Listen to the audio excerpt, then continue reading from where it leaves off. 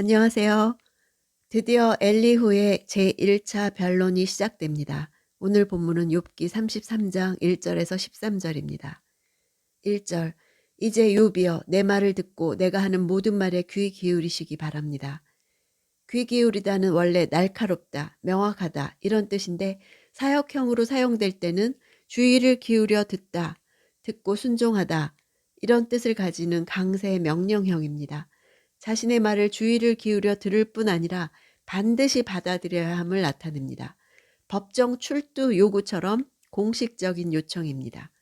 2절 보십시오. 내가 입을 열고 내 입에 혀가 말을 시작합니다. 원문으로는 보십시오라는 말과 청컨대라는 두 단어를 함께 썼습니다. 자신의 본격적인 변론을 경청해 주길 바라는 의도를 나타내고 있습니다. 말을 시작하다 하는 문장을 직역하면 내 혀가 내 입천장에서 말했다입니다. 입과 혀와 입천장 이렇게 입과 관련된 세 단어가 연달아 사용되는 것은 강조를 위한 히브리어 문장의 특성입니다. 4절 5절 하나님의 영이 나를 지으셨고 전능하신 분의 숨이 내게 생명을 주셨습니다. 그러니 할 수만 있다면 내게 대답하십시오. 일어나서 할 말을 한번 준비해 보십시오. 자신의 말에 권위를 더하기 위해서 자신의 말이 영감되었음을 밝히고 있습니다. 자신의 변론이 부당하다면 욥이 반론할 것을 청합니다. 대답하다는 단어 안에는 슈브 동사가 들어있어서 출발점으로 되돌리다 이런 뜻이 있습니다. 자신의 말에 부당한 점이 있다면 언제든지 반박해서 말을 원상태로 되돌리라고 권고하고 있습니다. 일어나라, 할 말을 준비하라 이 두 동사는 법정 용어입니다. 자기 말의 진정성에 대한 강한 확신을 나타내지요.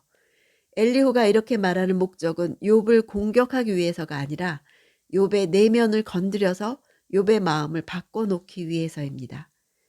6절 보십시오.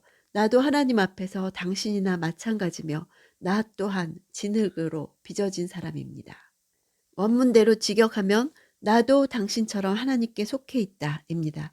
엘리후 자신도 욥처럼 하나님께 속해 있는 의존적인 존재임을 말함으로써 자신이 결코 우월의식에 사로잡혀서 말하고 있는 것이 아니라는 것을 강조하고 있습니다. 욥의 세 친구들이 스스로를 욥보다 우월한 위치에 놓고 욥을 죄인으로 단정지으면서 자기들이 하나님의 대리자인 것처럼 교만하게 대한 것과 큰 차이를 보입니다.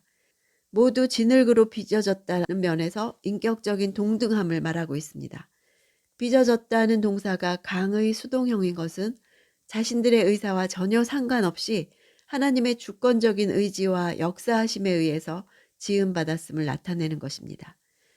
여기서 진흙이란 단어는 흘이란 뜻 외에도 거품, 파도를 뜻하기도 합니다. 이 단어를 쓴 것은 인간이 쓸모없는 진흙과 거품처럼 무가치한 존재임을 강조하고자 하는 의도가 있습니다. 7절 보십시오. 내가 어떻게 겁을 줘도 당신이 놀라지 않고 내가 어떻게 해도 당신을 짓누르지 못할 것입니다. 엘리후의 이 말은 이전에 욥이 하나님을 향해 했던 말들과 동일한 단어들로 이루어져 있습니다.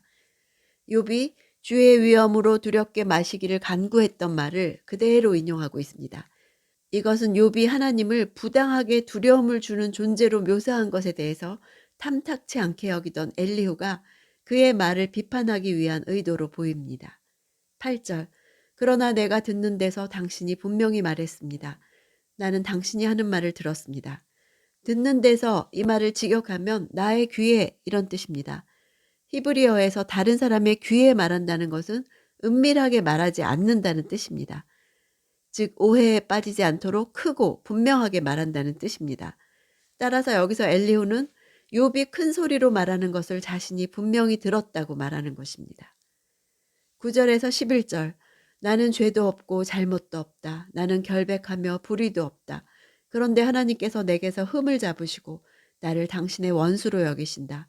그분이 내 발에 착고를 채우시고 내 모든 길을 가까이서 감시하신다고 하더군요. 엘리후는 욥의 말을 직접 인용합니다. 죄도 없다는 것은 자크라는 단어로 기름에서 불순물을 완전히 정제해낸 후의 정결함을 의미합니다. 그러나 사실 자크라는 단어를 쓴 사람은 욥이 아니라 욥의 친구인 빌닷과 소발이었습니다.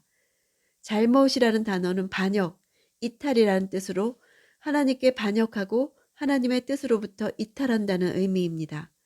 그러나 실제로 욥이 주장했던 것은 자신이 어떤 죄도 짓지 않았다는 것이 아니라 이렇게 극심한 고통을 당할 만큼 심각한 죄를 지은 적이 없다는 것이었습니다. 엘리후는 욥의 말을 인용하면서 나 하고 나를 가리키는 용어를 계속 사용하고 있습니다. 욥이 자신의 무죄와 결백을 주장하면서 자기 자신이 의로운 것처럼 말했음을 드러내기 위함입니다.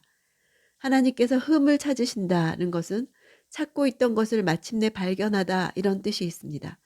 하나님께서 욥을 대적할 것들을 두루 찾으시다가 마침내 발견하고 의도적으로 공격하셨다는 것입니다. 욥은 자신의 고통의 원인이 하나님께 있음을 알았었지요. 12절 보십시오. 내가 말하겠습니다. 이 점에 있어서 당신은 옳지 못합니다. 왜냐하면 하나님은 사람보다 크시기 때문입니다. 이 부분이 엘리후가 다른 친구들과 구별되는 뚜렷한 차이점을 보이는 부분입니다. 세 친구의 경우 욥이 악인으로서 그의 고난이 죄에서 비롯되었다는 논리로 일관했었습니다. 엘리후는 욥이 사람보다 크신 하나님에 대해 원망함으로써 그분의 주권에 순복하지 못하는 것이 잘못되었음을 지적하고 있습니다. 13절 어찌하여 당신은 그분을 거역해 다툽니까? 하나님은 하시는 일을 굳이 설명하지 않으십니다. 지금까지 욥은 하나님을 향해 많은 질문을 던져왔죠. 욥의 이런 질문에 대해서 엘리후는 절대 주권자이신 하나님은 인간에게 일일이 답변할 의무를 갖고 있지 않다고 말합니다. 수사 의문문을 써서 욥을 책망하고 있습니다. 거역해 다툰다는 것은 논쟁하다, 법적 투쟁을 벌이다 이런 뜻입니다. 엘리후에 대한 평가는 부정적이기도 하고 긍정적이기도 하고 둘로 나뉩니다. 기능적인 면에서 욥과 여호와 사이의 공간을 제공해 준다고 보겠습니다. 이어지는 하나님의 말씀을 준비한다고 봅니다. 욥의 강렬한 간구에 하나님은 즉각 응답하도록 강요받지 않으십니다. 하나님은 스스로의 시간에 역사하십니다. 그분은 인간이 시키는 대로 행하시는 분이 아닙니다. 그분은 주권적인 동시에 자비롭게 인간을 돌보시며 자신이 개입할 시기를 스스로 정하십니다. 엘리후는 이 시점에서 잠시 쉴 여유를 제공해주고 하나님의 자유를 드러냅니다. 욥과 우리가 여호와의 말씀을 들을 준비를 갖추기 위해 필요한 부분입니다. 엘리후가 답변을 시작하고 하나님이 답변을 완성하실 것입니다. 나에게는 어떻습니까? 하나님이 내게 오늘 말씀하십니까?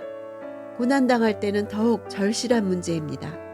하나님이 하시는 일이 이해되지 않을 때, 부당해 보일 때, 하나님이 말씀하시길 바라는 갈망은 참지 못할 지경에 이릅니다. 내 기도에 즉각 꼭 응답하셔야 한다고 생각해서 더 고통스럽습니까? 하나님이 가장 알맞다고 생각하실 때 말씀하실 것입니다. 욥기 파이팅입니다.